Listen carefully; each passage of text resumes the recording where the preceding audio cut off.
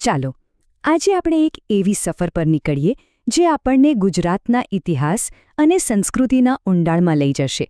આ વાત છે બોળોની. આ કોઈ સામાન્ય લોકકથા નથી, પણ એમાં સત્ય, હિંમત અને એવી ઉદારતાની વાત છે જે આપણને વિચારતા કરી મૂકશે. આ એક એવી કથા છે જે એ સવાલ ઊભો કરે છે કે શું એક સામાન્ય માણસનો સાચો અવાજ સત્તાના સૌથી ઊંચા સિંહાસનને પણ હલાવી શકે છે? આખી વાર્તાનો મુખ્ય સવાલ જ આ છે. જ્યારે સત્તાની સામે સાચું બોલવાની તક મળે ત્યારે એનું પરિણામ શું આવી શકે? શું એ પ્રામાણિકતાની સજા મળે કે પછી એક એવા બદલાવની શરૂઆત બની જાય જેની કોઈએ કલ્પના પણ ના કરી હોય? ચાલો આ રસપ્રદ સફરમાં આપણે આ સવાલનો જવાબ શોધીએ. તો વાર્તાની શરૂઆત થાય છે વૈશાખ મહિનાના એક બળબડતા બપોરથી. કલ્પના કરો, ખોખરાના ડુંગરમાં સૂરજ જાણે આગ વરસાવી રહ્યો છે અને એવી ગરમીમાં થાકથી લોથપોથ થયેલો એક ઘોડેસવાર આશરો શોધતો શોધતો એક વાડી પાસે આવી પહોંચે છે. અને અહીંયા આપણી મુલાકાત થાય છે વાર્તાના બે મુખ્ય પાત્રો સાથે. એક છે સોંડો માળી, એક સામાન્ય ગરીબ ખેડૂત, અને બીજો છે એ અજાણ્યો મુસાફર. બંને, માણસ અને ઘોડો, પરસેવાથી રેબઝેબ છે અને થાક એમના ચહેરા પર સાફ દેખાઈ રહ્યો છે. પેલા મુસાફરની નજર સોંડાની વાડી પર ફરે છે અને એ જે જુએ છે ને એ ખરેખર હૃદય કંપાવી દેનારું છે. હાડપિંજર જેવા બે બળદ, એવો પાણીનો કોસ જેમાં 100 કરતાં પણ વધારે કાણા છે, અને ફાટેલા તૂટેલા કપડામાં સોંડો પોતે. આ ખાલી ગરીબી નથી, આ એ સમયની આખી વ્યવસ્થા પર એક સણસણતો તમાચો છે. સોંડો પોતાનું કામ તો કરે છે, પણ એનું મન શાંત નથી.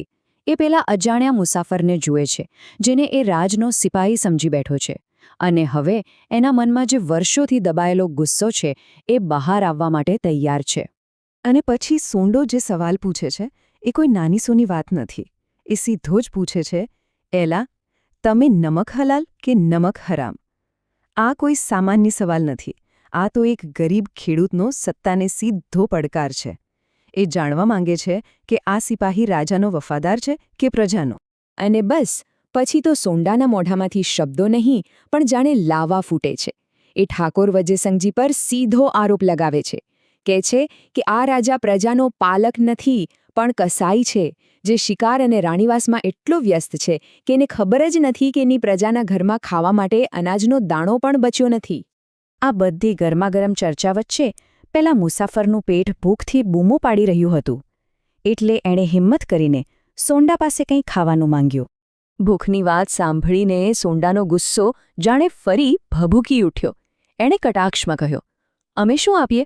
તમે લોકોએ અમારા ઘરમાં કંઈ રહેવા જ ક્યાં દીધું છે? બોળો ખાવો છે તો આ બોળો છે શું? એ છે ઘઉંના જાડા લોટ અને છાશમાંથી બનેલું ગરીબ ખેડૂતનું એકદમ સાદું ભોજન. એ એની ગરીબીનું પ્રતીક પણ છે અને એની અમીરી પણ. અને અહીંયા સોંડાના ચરિત્રનું એક અદ્ભુત પાસું સામે આવે છે. જુઓ, એક તરફ એની ભયંકર ગરીબી છે અને રાજા માટે ભયંકર ગુસ્સો છે, પણ બીજી તરફ એ જરા પણ વિચાર્યા વગર પોતાનું એ દિવસનું એકમાત્ર ભોજન, આખી દોણી ભરેલો બોળો, એ અજાણ્યા મહેમાનને આપી દે છે. આ એની ઉદારતાની પરાકાષ્ઠા છે. એ સાબિત કરે છે કે સાચી અમીરી સંપત્તિમાં નહીં પણ દિલમાં હોય છે. મુસાફર તો જતો રહ્યો. રાત વીતી. બીજે દિવસે સવારે જ્યારે સોંડો પોતાના રોજિંદા કામે જવાની તૈયારી કરી રહ્યો હતો ત્યારે એના જીવનમાં એક તોફાન આવવાનું હતું. વહેલી સવારે એના ઘરના બારણે 2 હથિયારબંધ ઘોડેસવારો આવીને ઊભા રહી જાય છે. એમને જોઈને આખા ગામમાં અને ખાસ કરીને સોંડાના મનમાં એક અજાણ્યો ડર ફેલાઈ જાય છે.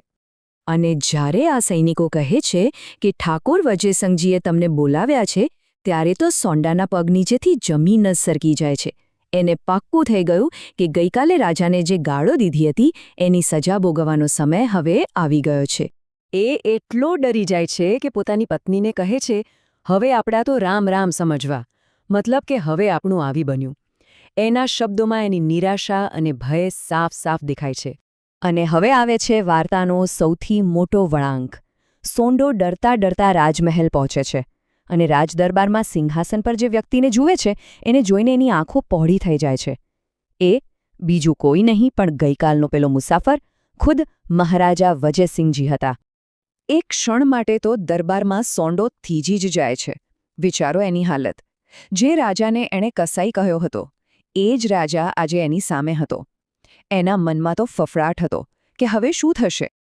પણ રાજાના ચહેરા પર ગુસ્સો નહોતો, પણ એક પિતા જેવી કરુણા હતી. એમણે સોંડાને સજા કરવાને બદલે પાસે બોલાવ્યો અને જે કહ્યું એ ઇતિહાસમાં લખાઈ જવા જેવી વાત છે. એમણે કહ્યું, તમે તો અમારા છોરું કહેવાઓ, અને સંતાનોની ગાળો તો મા બાપને મીઠી લાગે. પછી રાજા પોતાના દરબારીઓ તરફ ફરીને ગઈકાલની આખી વાત કહે છે અને ઉમેરે છે, આ ભોળા ખેડૂતની સાચુકલી ગાળો અને એણે પ્રેમથી ખવડાવેલો બોળો મને આ રાજમહેલની મીઠાઈઓ કરતાં પણ વધારે મીઠો લાગ્યો. રાજાએ બતાવી દીધું કે એમને પદાર્થનો નહીં પણ પ્રામાણિકતાનો સ્વાદ ગમ્યો હતો. અને પછી શરૂ થઈ ઇનામોની વર્ષા. રાજાએ સોંડાની પ્રામાણિકતાને ઉદારતાની એવી કદર કરી જેની એણે કલ્પના પણ નહોતી કરી. એને 12 શાંતિની જમીન આપી, 6 નવા કોસ આપ્યા, 12 મજબૂત બળદ, 20 કળશી બાજરો, 4 ભેંસો અને ઉપરથી 1000 રૂપિયા પણ આપ્યા. આ ખાલી ઇનામ નહોતું, આ એક સાચા રાજાએ કરેલો ન્યાય હતું. અને આ કોઈ મૌખિક વચન નહોતું. રાજાએ આ બધું જ એક તામ્રપત્ર પર લખાવી દીધું, જેથી સોંડાની આવનારી પેઢીઓ પણ આ સત્ય અને ઉદારતાનું ફળ ભોગવી શકે. સોંડાની એક દિવસની હિંમતે એના આખા કુટુંબનું ભવિષ્ય સુધારી દીધું. તો અંતે આ વાર્તા આપણને એક બહુ મોટો વિચાર આપીને જાય છે. શું હૃદયમાંથી નીકળેલું કડવું પણ સાચું સત્ય એ કોઈ શાસક માટે સૌથી મોટી ભેટ ન હોઈ શકે? કદાચ સાચો રાજધર્મ એ જ છે જે ટીકાને સાંભળી શકે, અને સાચી માનવતા એ જ છે જે પીડામાં પણ બીજાને મદદ કરે.